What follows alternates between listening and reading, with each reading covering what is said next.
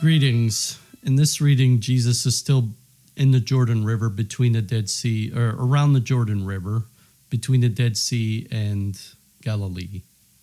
Subtext is Jesus leaves Ramoth, goes to Arga, Azo, and Ephron.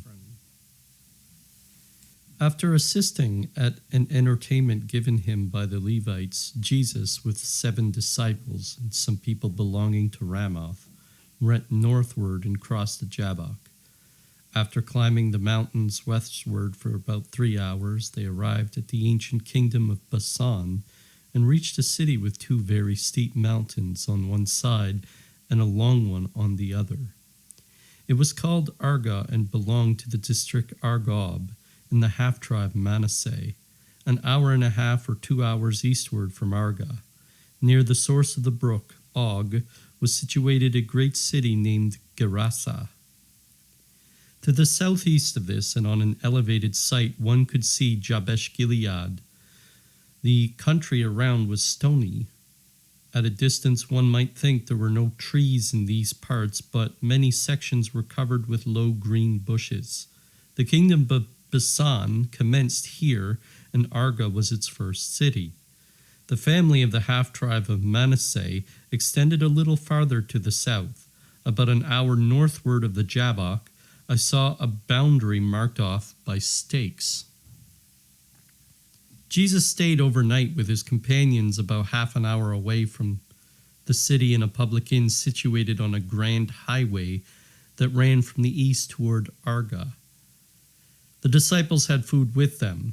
In the night when they were all asleep, Jesus arose and went alone into the open air to pray. Arga was a large, populous, extraordinarily clean city. Like most of the cities in these parts where pagans form a portion of the population, it was built in the form of a star, the streets wide and straight. The mode of life was quite different from that observed in Judea and Galilee, the customs being much better. Levites were sent hither from Jerusalem and other localities to teach in the synagogue. They were changed from time to time, for if those sent did not give satisfaction, the people had the right to complain and thus get others. We see that in churches today with people changing out their priests. Anyways, they were sent to a place of punishment and there detained.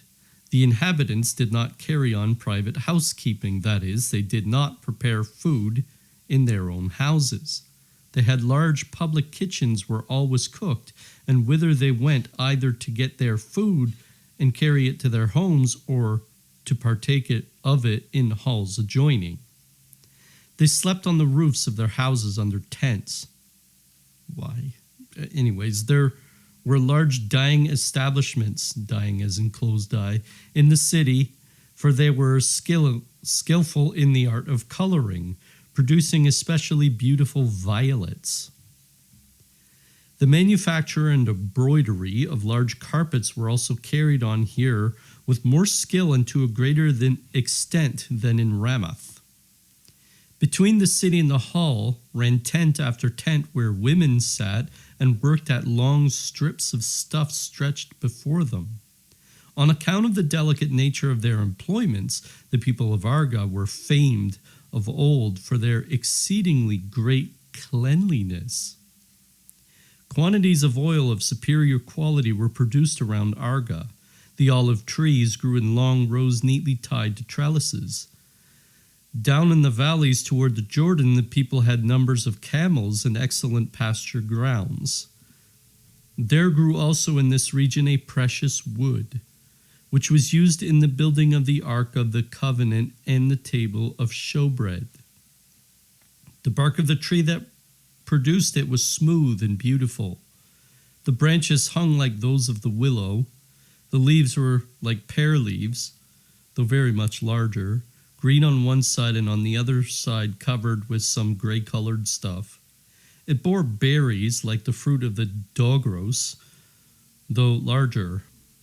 The wood was exceedingly hard and tough, could be split into very fine strips like bark.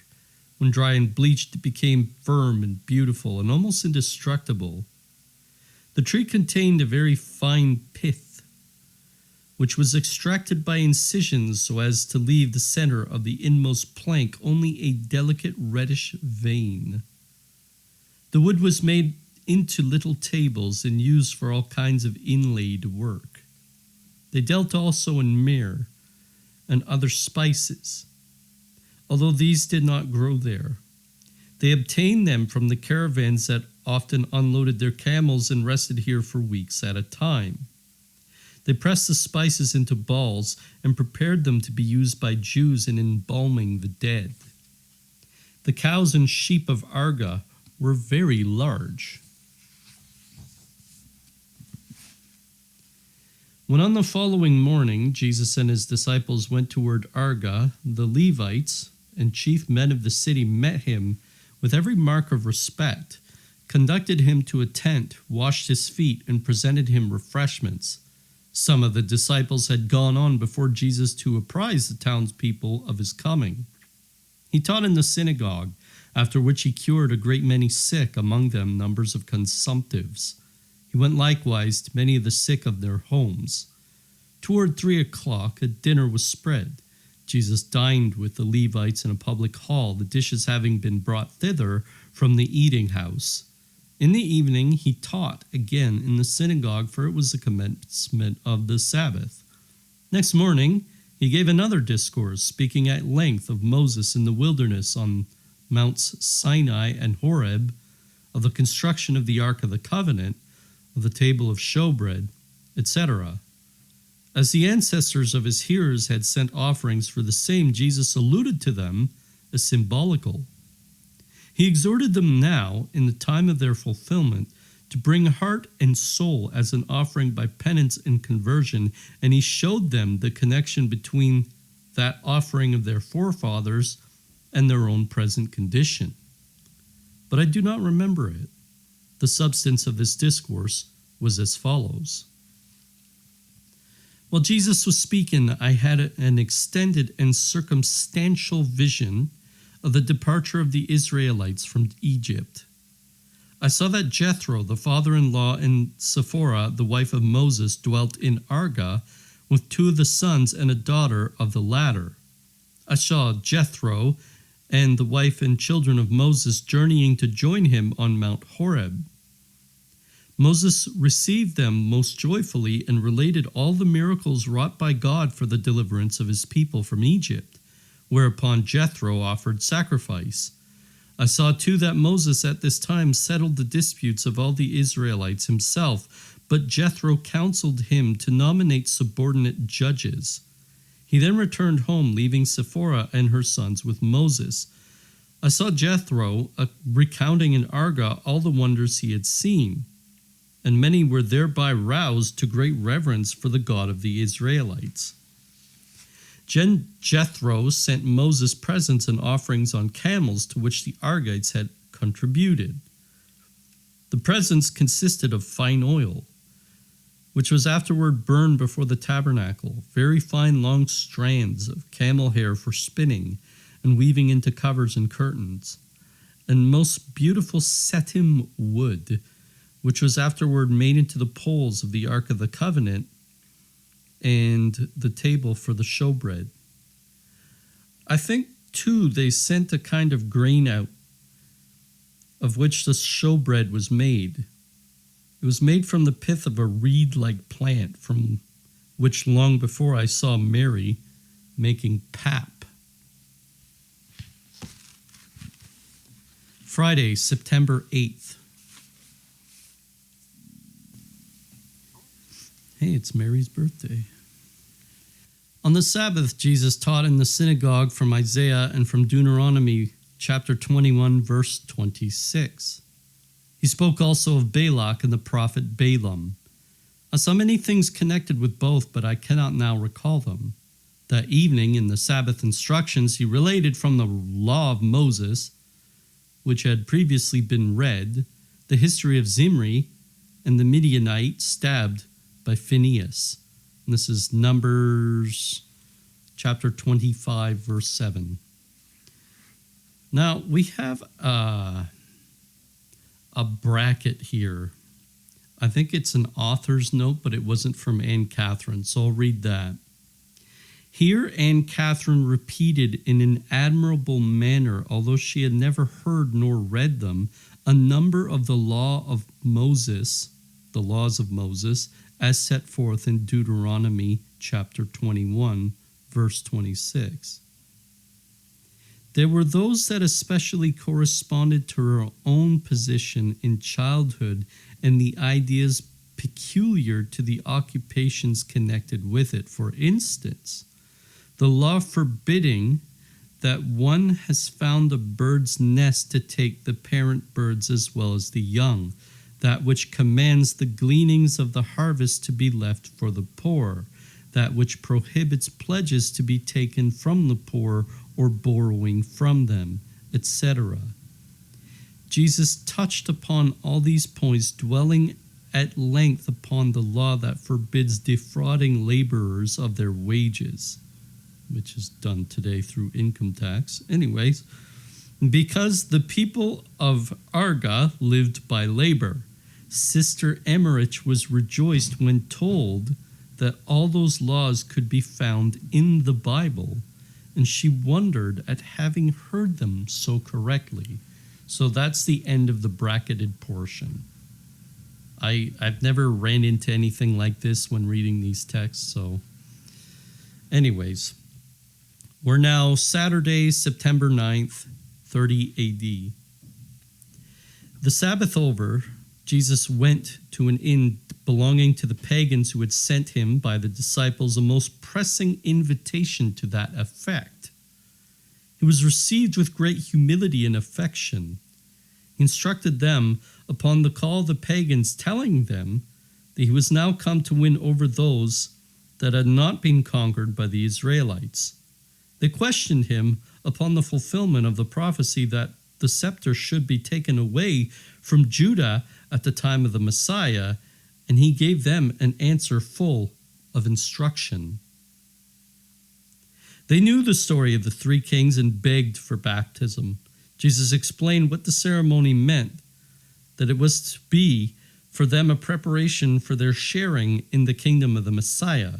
These good pagans were travelers and had been a couple weeks at Arga awaiting the arrival of a caravan. They numbered 5 families, about 37 souls in all. They could not go to the baptism at Aenon for fear of missing the caravan. They asked Jesus where they should take up their future residence, and he indicated to them the place. I never heard him speaking to the pagans of circumcision, but he always insisted on continence and the obligation of having but one wife. Sunday, September 10th, 30 AD. These pagans were at once baptized by Saturnin and Joseph Barsabas. They stepped into a bathing cistern and bowed over a large basin in front of it, which Jesus had blessed. The water was thrice poured over their head. All were clothed in white. After the ceremony, they presented to Jesus golden bracelets and earrings for the money box of the disciples. Those articles formed the principal part of their commerce. They were changed into money, which by Jesus' orders was distributed to the poor. Jesus taught again in the synagogue, cured the sick, and dined with the Levites. After the meal, accompanied by several people, Jesus went a couple of hours further on to the north to a little place called Azo, where many people gathered for the celebration for a feast commemorative of Gedeon's victory begun that evening.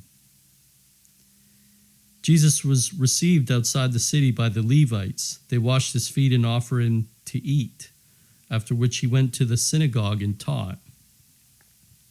In Jephthah's time, Aza was a fortified city, but was destroyed during the war that called him from the land of Tob. It was in Jesus' time a very clean little place, the houses in one long row. There were no pagans in it, and the inhabitants were singularly good, industrious, and well-behaved. They had many olive trees skillfully planted on the terraces outside the city, in which they carefully tended. Stuffs were fabricated and embroidered there. The manner of living was the same as at Arga. The people of Azo looked upon themselves as Jews of exceptional purity, since they lived entirely apart from the pagans. Everything was very clean in Azo. The road led down toward or through a gently sloping valley, in which lay the city flanked on the west by mountains. When Deborah ruled in Israel and Sisera was slain by Yael, there lived for a long time at Mizpah a woman disguised as a man. She was descended from a woman who had survived the destruction of the tribe of Benjamin to which she belonged. This descendant assumed male attire and knew so well how to conceal her sex as to arouse the suspicion of no one. She had visions, she prophesied, and often served the Israelites in quality of spy. But whenever they employed her in that way, they met with defeat. The Midianites were encamped at that time near Azo, and that woman went out to them in the dress of a distinguished military officer. She called herself Abinoam, after one of the heroes present at the defeat of Sisera. She passed unperceived through several quarters of the camp, spying as she went. At last she entered the general's tent and expressed her readiness to deliver all Israel into his hands. She had been accustomed to abstain from wine and to conduct herself with great reserve and circumspection. But upon this occasion she became intoxicated, and her sex was discovered. They nailed her hand and foot to a plank and cast her into a pit with the words, "May even her name be buried with her." It was from Azo that Gedeon went out against the camp of the Midianites. Gedeon was a very handsome, powerful man of the tribe of Manasseh. He dwelt with his father near Shiloh. Israel was in a critical condition at the time. The Midianites and other idolatrous tribes overran the country, laid waste the fields, and carried off the harvest. Gedeon, a son of Joaz the Ezrahite, dwelling in Ephron, was very brave and liberal. He often threshed his wheat before his neighbors and generously divided it among the needy. I saw him going out at early morn before the daybreak, while the dew still lay on the ground, to a very large tree spreading branches under which his threshing floor lay concealed. The oak covered with its broad branches the wide rocky basin in which it stood. The basin was surrounded by a mound-like wall that reached to the branches of the tree, so that a person standing at the foot of the oak was in a large vaulted cave and could not be seen from without. The trunk was, as it were, formed of many single branches wound together. The soil was firm and rocky. Around the walls were large cavities in which the grain was stored in casks of bark. The threshing was done with a cylinder that revolved on wheels around the tree, and on it were wooden hammers that fell upon the grain. High up the tree was a seat from which one could see around. The Midianites pitched their tents from Basan down across the Jordan and even to the very field of Esdraelon. The valley of the Jordan swarmed with grazing camels, which circumstance greatly served Gideon's purpose. He reconnoitered for several weeks, that is, gathered intelligence, and with his 300 men moved slowly toward Azo. I saw him slipping unperceived into the camp of the Midianites and listening to what was said in one of the tents. Just at that moment, a soldier exclaimed to one of his companions, "I have been dreaming that a loaf of bread fell down from the mountain and crushed our tent." The other answered, "This is a bad omen. Gedeon will certainly fall upon us with his Israelites." On the following night, Gedeon and his handful of warriors, with lighted torches in one hand and the trumpets upon which they were blowing in the other, pressed into the camp. Other bands did the same from opposite sides. The enemy became panic-stricken. They turned their swords against one another while being slain and routed on all sides by the children of Israel. The mountain from which the bread rolled down, as seen in the soldier's dream, was directly back of Azo, and it was from there that Gedeon made his attack in person. Monday, September 11th, 30 AD. The annual commemoration of Gideon's victory was now being celebrated in Azo. Outside the city was a large oak on a hill, and at its foot an altar of stone. Between this tree and the mountain from which the soldier had seen the bread rolling down, the disguised prophetess lay buried. The tree was different from our oaks. It bore a large fruit with a green husk, under which was an exceedingly hard kernel in a little cup like our acorns. The Jews of Azo used these kernels for the tops of their walking sticks. For the accommodation of the large concourse of people, there was, from that tree down to a city, a whole row of tabernacles made of foliage and adorned with all kinds of fruit. Jesus and the disciples went with the Levites in procession to the ark. 5 little he-goats, their necks adorned with red wreaths, were led in advance of the cortege. When they reached the oak, they were shut up in a little grated caverns cut out to the side of the hill around the tree, Little cakes were carried thither for sacrifice, and trumpets were blown. Different passages of Gideon's life were read from rolls and canticles of victory sung. Then the goats were slaughtered and cut up, several pieces along with some of the cakes being laid upon the altar around which the blood was sprinkled. A Levite blew fire from a tube into the woods lying under the grating of the altar, in memory of the angels having enkindled Gideon's sacrifice with a rod. Jesus delivered a discourse to the assembled crowd, and thus the morning passed. In the afternoon he went with the Levites and the principal citizens to a valley south of the city, where, around a little fountain, were a public bathing place and a pleasure garden. In the garden apart were the women and maidens playing at games and enjoying themselves. An entertainment had been prepared here, and, according to the ancient custom, the upper tables were assigned to the poor.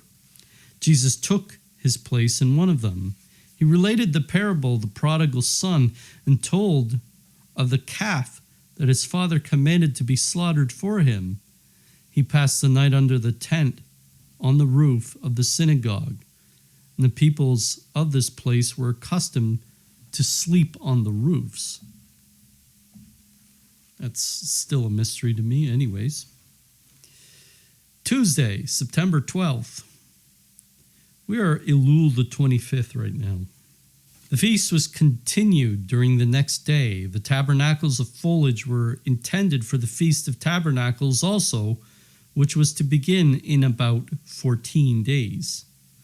Next morning, Jesus delivered an instruction in the synagogues and outside the school, cured many blind, many consumptives, and several harmless possessed. After that, he partook of a dinner and then left the city, accompanied by the Levites and others, about 30 in all.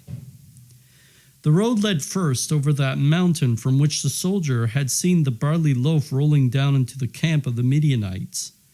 Then the travelers climbed by defile over another mountain, narrow, long, and high, on the opposite side of which they journeyed northward through the valley for about an hour. They reached at last a pleasant little lake near which rose some buildings belonging to the Levites of Azo. A brook flowed through it and down through the valley into the Jordan. About 6 hours northeastwardly from this point was Betharemt the Julius, built around the mountain. Jesus partook of a luncheon by the lake. It consisted of roasted honey, fish, bread, and a beverage of balm from a little jug, all of which the party had with them. The lake was about 3 hours' distance from Azo. All along the route, Jesus had related parables of the sower and the stony soil. For it was over such they were then journeying. He also related another of fishes and how to catch them. There were some little boats on the lake fishing with draw nets, the capture being intended for the poor. An hour and a half distant was Ephron. It could not be seen from here, though the high mountains in its vicinity were distinctly visible. Jesus now took leave of those that accompanied him from Azo and proceeded to Ephron. Azo was the best place he had met on his way in these parts. Jesus was, as usual, received outside of Ephron by the Levites of the place, and here too found already waiting for him a crowd of sick. They lay in wooden chests to which handles were attached for convenience in carrying. Jesus cured them all. Ephron lay on the southern height of a narrow pass through which flowed a stream down into the Jordan. The latter could be seen far away through the defile. The stream of which I speak was often dried up. Opposite Ephron rose a narrow but lofty mountain. It was upon it that Jephthah's daughter, with her maids awaited the signal of her father's victory, namely the rising of a column of smoke. The moment she descried it, she hurried back to Ramoth, whence with great pomp she set out to meet her father. Jesus instructed and cured many here. Wednesday, September 13th. The Levites of this place belonged to an ancient sect called Rechabites. Jesus reproached them for the hardness and severity of their opinions and advised the people not to observe many of their prescriptions. In his instruction, he alluded to the punishment of those Levites of Bethsamis that had irreverently, too curiously, gazed upon the Ark of the Covenant, which had been brought back by the Philistines. The Rechabites, they're called, were descendants from Jethro, the father-in-law of Moses. In early times they lived under tents, carried on no husbandry, and abstained from the use of wine. They exercised the office of chanters and gatekeepers in the temple. Those men that near Bethsames had, contrary to orders, gazed upon the returning ark, and had for so doing been punished with death, were Rechabites, who there dwelt under tents. Jeremiah tried once, but in vain, to make them drink wine in the temple. He afterward held up to Israel as an example of the obedience of those men to their laws. In Jesus' time, they no longer dwelt under tents, though they still preserved many of their peculiar customs. They wore a hairy ephod, a scapular, as a cilicium, hair shirt, next their skin, and over that a garment made from the skins of beasts.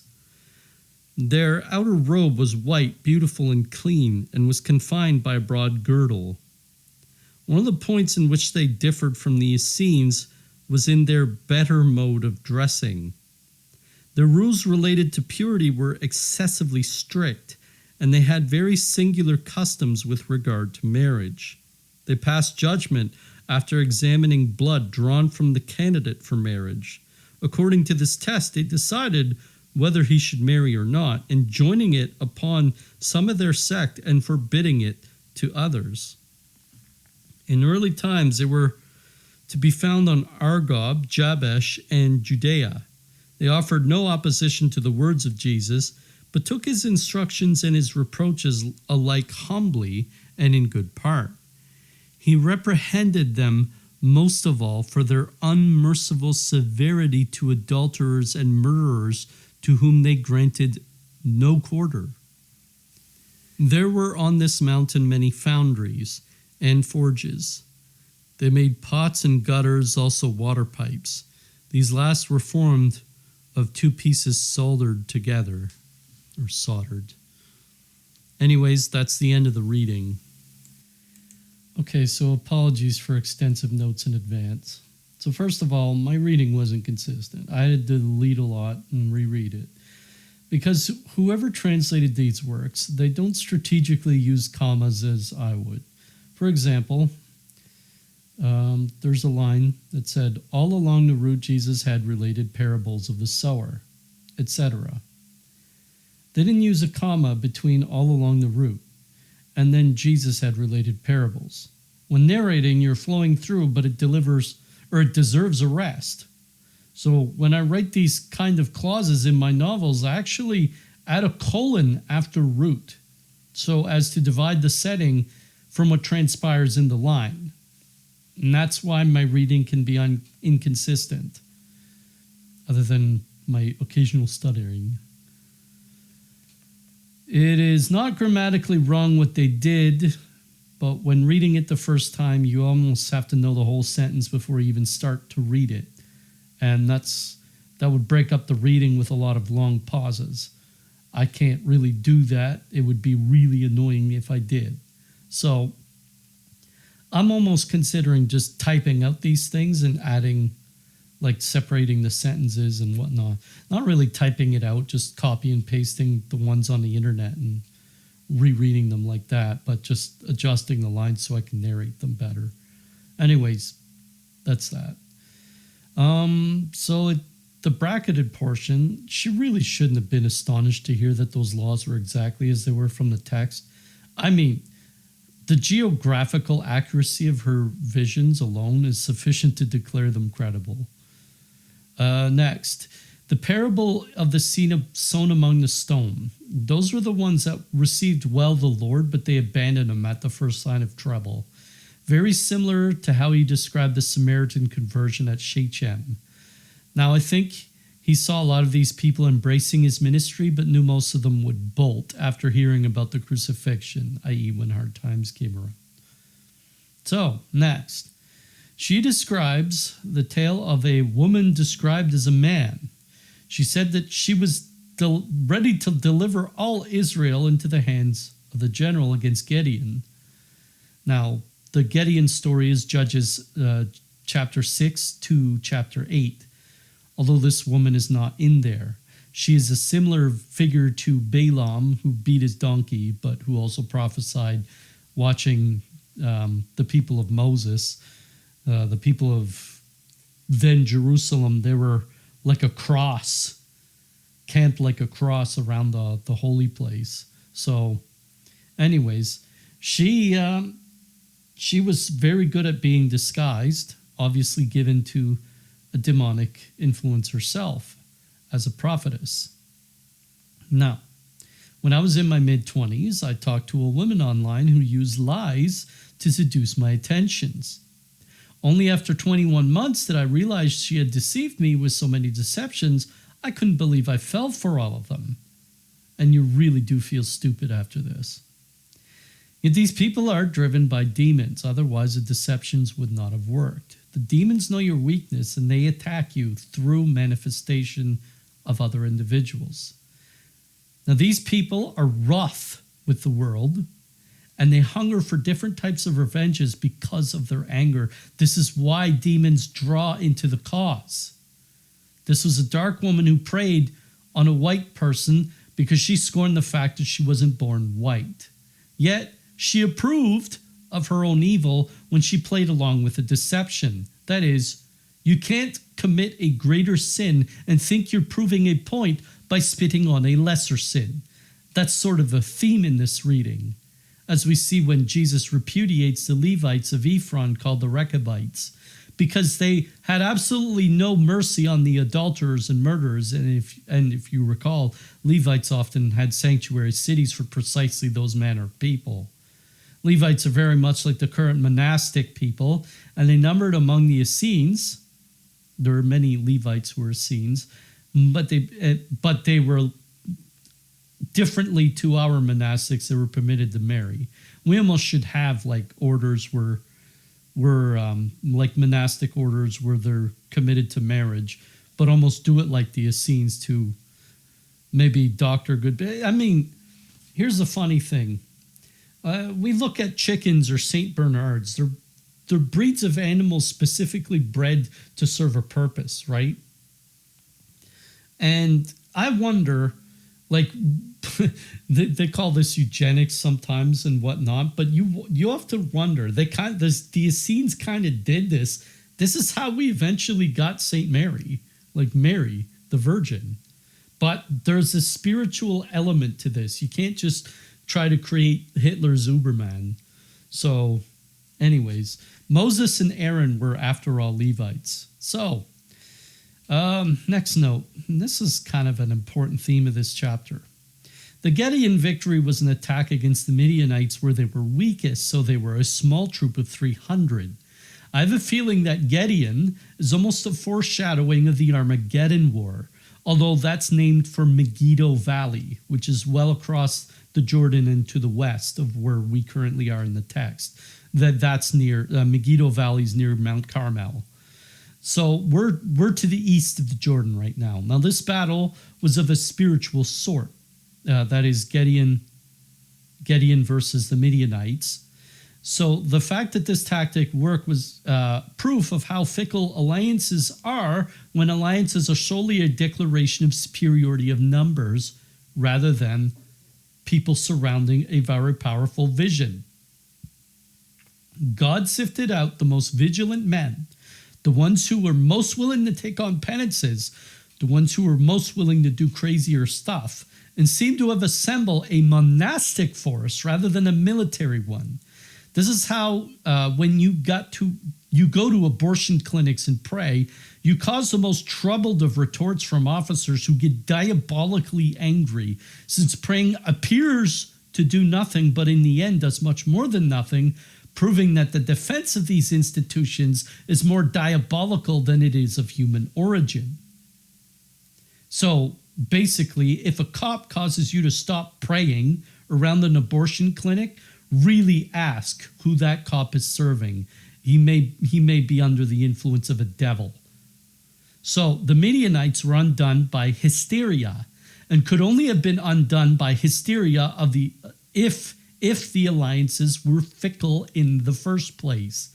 It seems the Megiddo fight or Armageddon may resolve the same way, though I'm not exactly certain of this.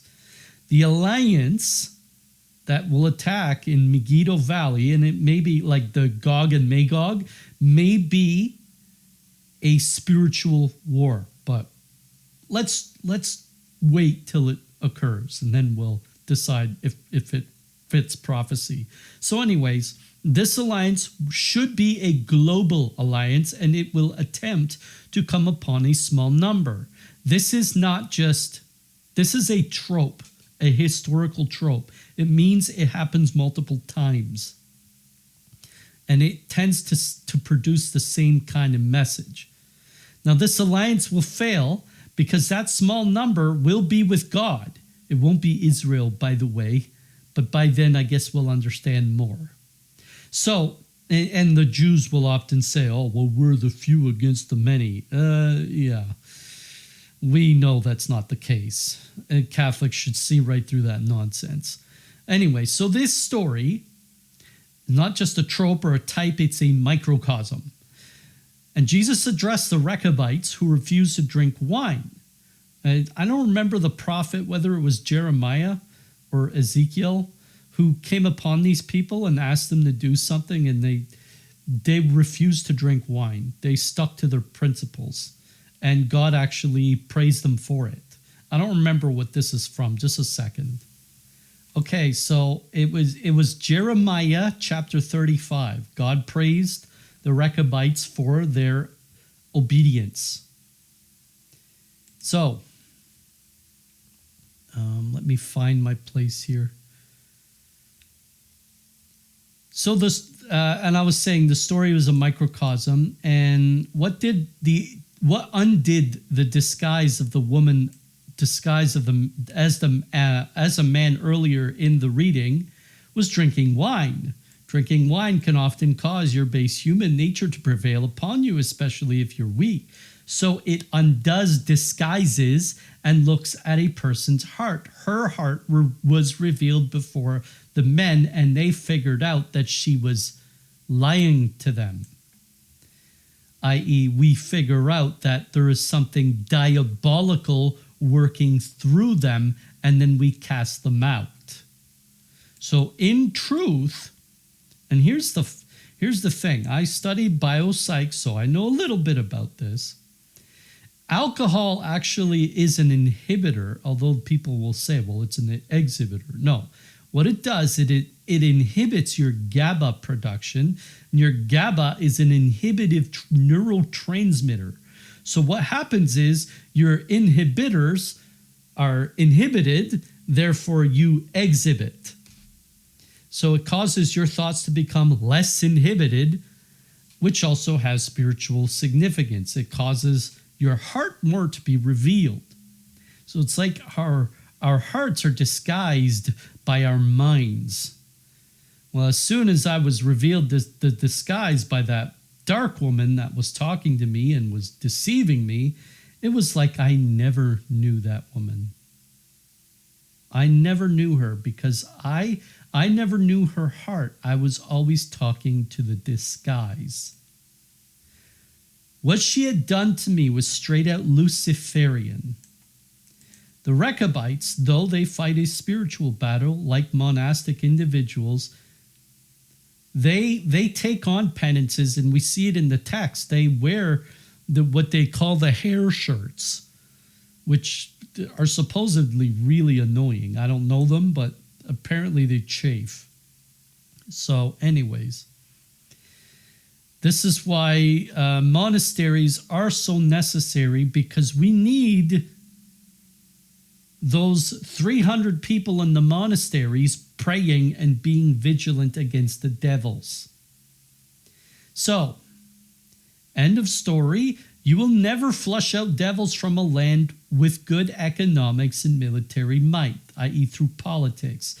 It takes religion and monasticism. If you ignore the demons, then they will win. Just flat out so. It's like their air force. Their air force will defeat you if you don't have an air force of your own. So, it takes penance and sacrifice. People talk about the Deus Vult and Christ is King stuff. And it's like we're coming upon their kings after sowing chaos, like Gedeon coming down the mountain and rolling over the tent like a loaf of bread, like the soldier saw in the dream. But we as men have to realize that the Lord is the source of our victory and trust.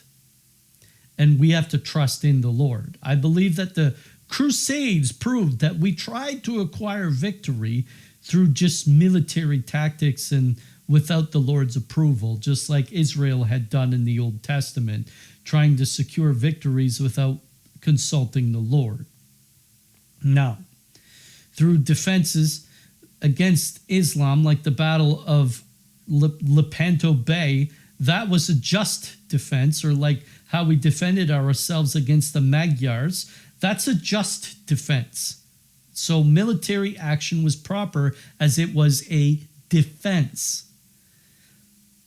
The Holy Land, however, most likely will be won over, and I read this in Mystical City of God, don't remember where, it's a hard thing to research, but it's in there, I assure you, that if people, it's almost like those lands are protected by cherubim, just like heaven, that they will not be taken over by military might, that the Muslims controlling the region and the current Israelites are like the monsters that are allowed to control something, just like the monsters were allowed to have the Ark of the Covenant for short periods of time, and that was referenced in this reading, simply because we aren't holy enough to take it. So if we want those monsters to be cleared from the Holy Land, we'll have to do it through trumpets and sowing chaos because of their fickle alliances. That is, we have to do it through prayers and penance rather than through military might. We always have to understand this as Catholics. Sorry the notes were long. Ave Maria.